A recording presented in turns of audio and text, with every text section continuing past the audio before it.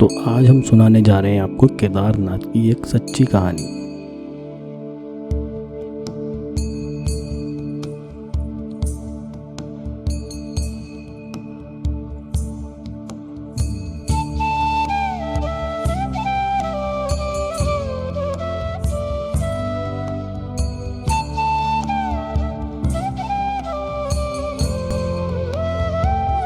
सहारनपुर नाम का एक गांव था। उसी गांव में रमेश अपने परिवार के साथ बहुत सुखी जीवन जीता था।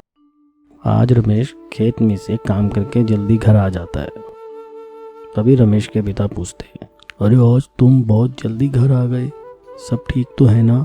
हाँ पिताजी, सब ठीक है। तो फिर आज जल्दी घर कैसे आ गया तू? अरे पिताजी, मैं आपको बताना ही भूल गया कि मुझे आज केदारनाथ धाम जाना है। बहुत समय से सोच रहा हूँ कि भगवान भोलेनाथ जी के दर्शन कर लूँ। अरे बेटा, अगर जाना ही था तो मुझे भी बता देते, मैं भी तेरे साथ भोलेनाथ जी के दर्शन कर लेता। अरे पिताजी, मैं तो अकेले ही जा रहा हूँ, कमला और मुन्ना नहीं जा रहे। मैं अकेले ही जा रहा हूँ क्योंकि पिताजी मौसम बहुत खराब है। मैंने सुना है कि बहुत बारिश है वहाँ। रमेश, बहुत संभल के जाना, मुझे तो बहुत फिक्र हो रही है तेरी। आप फिक्र ना करें पिताजी, मैं ठीक हूँ और मैंने अपना सारा इंतजाम भी कर लिया है। अब आप जल्दी से मुझे आशीर्वाद दो और मैं भी भोलेनाथ जी के दर्शन करके आऊँ। ठीक है रमेश, अपना ख्याल रखना, भोलेनाथ तुम्हारी मनोकामना पूरी करे। अब रमेश सहारनपुर से बस पकड़ के सीधा केदारनाथ धाम पहुँच जाता है।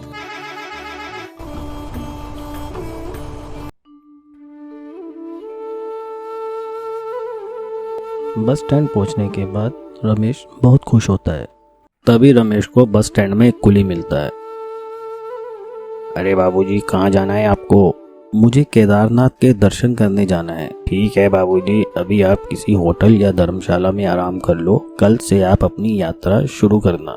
कल से क्यों, आज क्यों नहीं? मुझे तो जल्दी से अपने भोलेनाथ जी से मिलना है और जल्दी ही मुझे उनके दर्शन करने हैं। अरे बाबूजी, आप इतनी दूर से आए हो, थोड़ा आराम कर लो, कल से आप अपनी यात्रा शुरू करना। और वैसे भी आज मौसम बहुत खराब है, बारिश की वजह से काफी परेशानी हो सकती है आपको।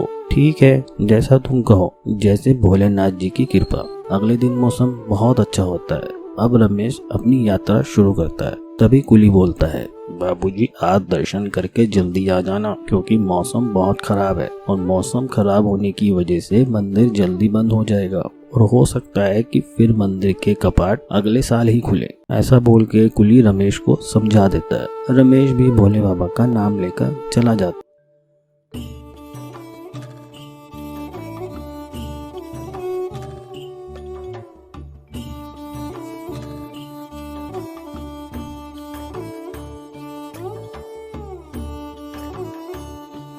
तभी चढ़ाई करते समय भारी बारिश होती है, जिस वजह से रमेश को मंदिर पहुंचने में काफी देर हो जाती है।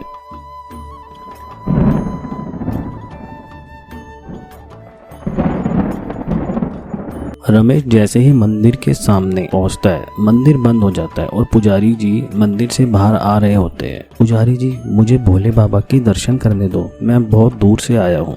अब तो तुम बहुत लेट हो गए हो, अब तो मंदिर बंद हो गया है और मौसम भी बहुत खराब है, तुम जल्दी यहाँ से निकल जाओ। पुजारी जी, मुझे एक बार दर्शन करने दो, बहुत दूर से आया हूँ। अरे भाई, सभी बहुत दूर से आते हैं, अभी तुम जाओ, मौसम बहुत खराब है, कुछ देर में यहाँ बर्फ पड़ने लगेगी। ऐसा बोल के पुजारी वहाँ से चले जाते हैं। रमेश बहुत दुखी मन से वहाँ बैठ जाता है और मन ही मन भोले बाबा को याद कर रहा होता है। तभी कुछ देर में रमेश की आँख लग जाती है और रमेश वहीं पेड़ के नीचे सो जाता है। थोड़ी देर में पूरी केदार घाटी में बर्फ ही बर्फ हो जाती है। अब रमेश को कुछ समझ नहीं आता कि वो क्या करे क्योंकि भारी बर्फ से सभी रास्ते बंद हो जाते हैं। तभी रमेश जोर जोर से रोने लगता है। तभी रमेश बोलता है, हे भगवान, मुझे बचा लो। तभी वहाँ एक साधु बाबा आते हैं और रमेश को रोता हुआ देखते हैं और बोलते हैं, क्या हुआ बालक, क्यों रो रहे हो तुम? यहाँ कैसे फंस गए इतनी बर्फ में? यहाँ तो कोई नहीं है, तुम कैसे रह गए? रमेश बाबा को सारी बात बताता है और बोलता है कि मेरी आंख लग गई थी बाबा जी, मुझे बचा लो। तभी बाबा बोलते हैं, तुम घबराओ नहीं, तुम मेरे साथ चलो मेरी कुटिया में। यहीं बगल में एक कुटिया है जहाँ चल के तुम रात को आराम कर सकते हो और सुबह होते ही तुम अपने भोलेनाथ जी के दर्शन करके चले जाना। तभी रमेश बाबा के साथ उनकी कुटिया में चला जाता है।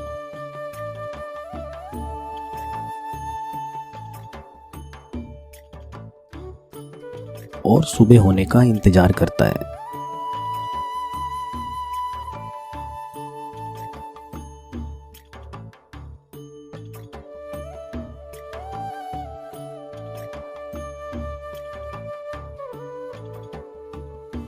सुबह होते ही रमेश बाबा से जाने की आज्ञा लेता है और उनका आशीर्वाद लेता है। रमेश बोलता है, बाबा जी आप मुझे आज्ञा दे, बहुत कृपा आपकी कि आपने मुझे रात बिताने के लिए अपनी कुटिया में जगह दी।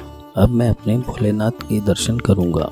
ऐसा बोल के रमेश बाबा की उस कुटिया से बाहर चला जाता है और मंदिर के गेट के सामने बैठकर मंदिर खुलने का इंतजार करता है। तभी पुजारी जी बाबा के सभी भक्तों के साथ मंदिर की ओर आ रहे होते हैं। यह देखकर रमेश बहुत खुश होता है। तभी पुजारी रमेश को देख के बहुत हैरान होते हैं। अरे तुम यहाँ कैसे? तुम मंदिर खुलने से पहले कैसे पहुँच गए, और वो भी हम लोगों से पहले? अरे पुजारी जी याद है ना, कल रात को मैं भोले बाबा के दर्शन करने आया था। आपने बोला था मंदिर बंद हो गया है। मैं रात को ही यहीं बगल में एक साधु बाबा की कुटिया में जाके सो गया था। अगर वो नहीं होते तो मैं मर जाता। तभी पुजारी बोलता है, तुम कल कैसे आ सकते हो? यह मंदिर तो आज से 6 महीने पहले बंद हुआ था, और जहाँ तक मुझे याद है तुम उस दिन यहाँ बैठ के मुझे बोल रहे थे कि एक बार मुझे बाबा के दर्शन करने दो। अरे पुजारी जी कैसी बातें करते हो? ये बात कोई 6 महीने पहले की नहीं है, ये कल रात की बात है। मैं कल रात को ही आपसे मिला हूँ। अरे बेटा मैं सच बोल रहा हूँ, अगर तुमको यकीन ना हो तो इन सभी भक्तों से पूछ लो। मगर पुजारी जी वो बाबा जिन्होंने मुझे रात में अपनी कुटिया में जगह दी, अरे बेटा कोई कुटिया नहीं है यहाँ, कोई नहीं आता सिवाय भोलेनाथ के। लगता है भोले बाबा ने तुमको साक्षात दर्शन दे दिए, क्योंकि ये जगह ही सिर्फ भोलेनाथ की है। ऐसा सुन के रमेश घबरा जाता है और फौरन अपने फोन पर टाइम देखता है। अब रमेश जैसे ही अपने फोन पर टाइम देखता है उसको पता चलता है कि वो 6 महीने से यही केदार घाटी में था। अब रमेश अपने घर फोन करता है और अपने पिताजी से बात करता है। पिताजी कैसे हैं आप, और इतने महीने से आपने मुझे फोन भी नहीं किया। पिताजी बोलते हैं, रमेश क्या हुआ तुझे, इतने महीने क्यों बोल रहा है? अभी तो तू कल ही गया था केदारनाथ धाम, क्या हो गया तुझे, ठीक तो है ना तू? रमेश हैरान होकर जमीन में बैठ जाता है। उठो रमेश, तुम बाबा के सबसे बड़े भक्त निकले। बाबा तुम्हारी भक्ति से इतना प्रसन्न हुए कि भोलेनाथ ने तुमको स्वयं दर्शन दिए। पुजारी जी मैं तो ये सोच रहा हूँ, जो प्रभु 6 महीने को एक रात में बदल सकते हैं, सोचो उनमें कितनी शक्ति होगी। और ऐसा बोल के रमेश जोर जोर से भोले बाबा के जयकारे लगाने लगा। जय हो भोले बाबा की, जय हो भोले बाबा की। और पूरी घाटी बम बम बोले से गूंज उठी। बच्चों यह एक सच्ची कहानी है जो हमने आपको बताई है। अगर किसी के साथ भी कोई ऐसी घटना घटी है तो हमें ज़रूर बताएं कमेंट बॉक्स में लिख के। तो मिलते हैं हम आपसे हमारी अगली कहानी में।